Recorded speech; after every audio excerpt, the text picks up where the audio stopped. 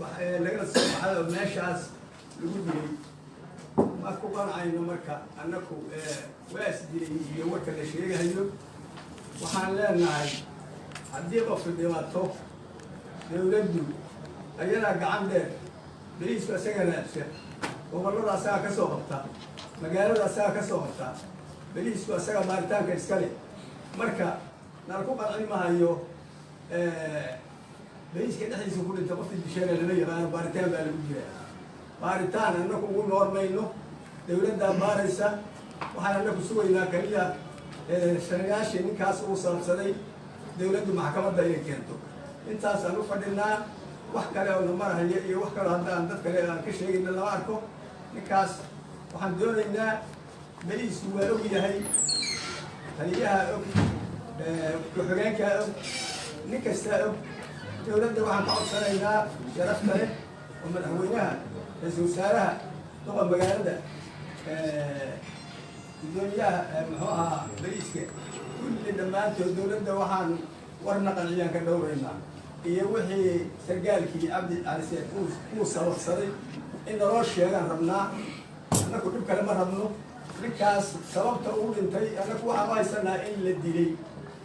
oo markii hore uu sheegay in la dilayo oo marka labaad yidhi meeshaa joogta iyo guriga ka bax oo wax hanjabaad badan ka dhalatay saasuu ku dhintay saasaa lagu dilay dawladda waxaanu ka dhowraynaa sababtii uu ku dhintay inay soo caddayso saasaa beeshaanu dawladda ka dhowraysaa wasalaamu calaykum waraxmatullahi wabarakaatu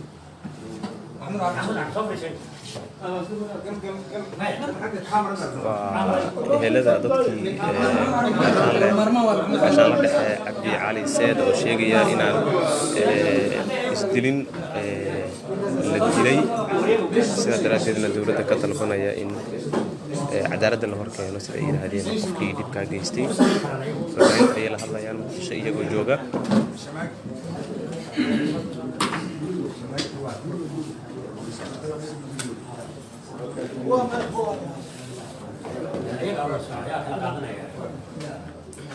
فجس يا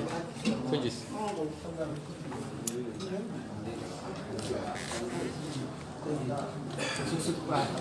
علي علي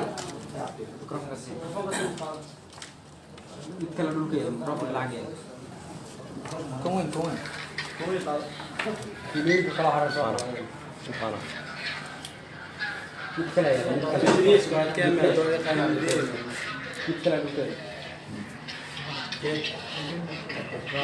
الله سوق بدي ما لهاني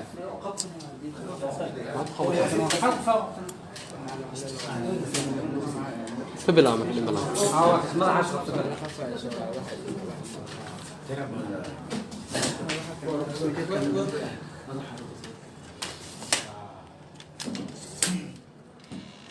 بسم الله الرحمن الرحيم الحمد لله رب العالمين وصلى الله على سيدنا محمد وعلى اله وصحبه وسلم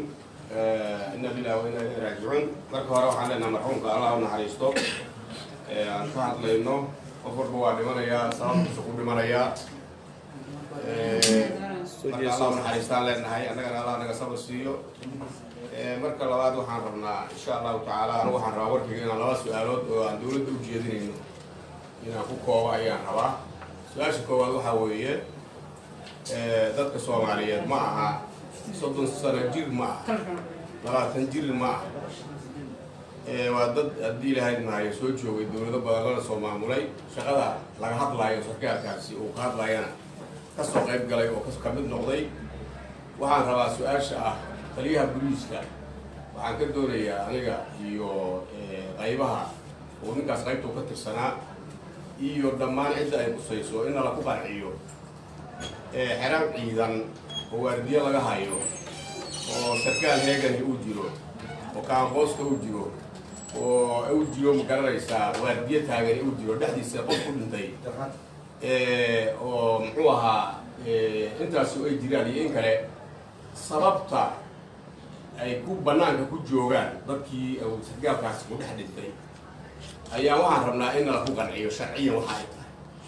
ay tahay askarigii siduu fasax suu ku noqday nabadgelyo ku noqday waardiyaa lahaa joornaatigii sarkaalkii shaqada lahaa inta kale haddii loo kaadiyo intaa oo xerada laga rabo waxaan rabnaa sababta ay ku xirmi waayeen markii maydku u dhex yiri sababta maydku u dhintay sida uu ahaa dad baa ka sheekeeyey laakiin anigu waxaan rabaa maxaa badbaadiyey sharciga badbaadiyey oo kusoo kordhay ciidamada kusoo kordhay waa kee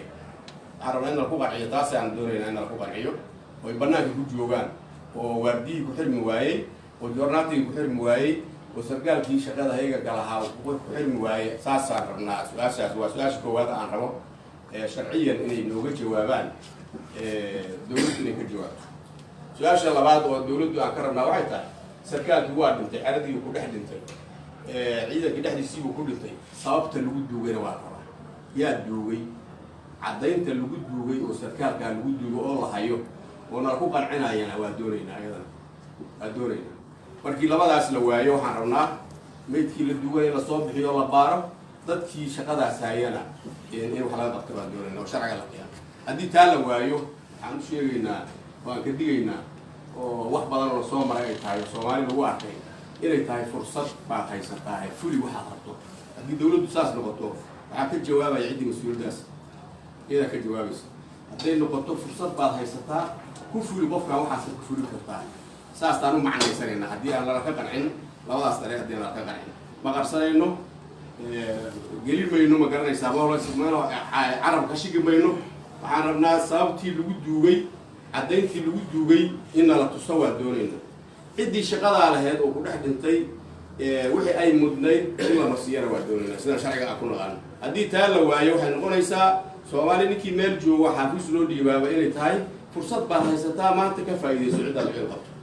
ciid qabto iyo ciddii aad ka goy karto saastaan u arkaynaa insha allahu tacaala waan soo gabagabeeyey asalaamu calaykum waraxmatullahi wabarakaatu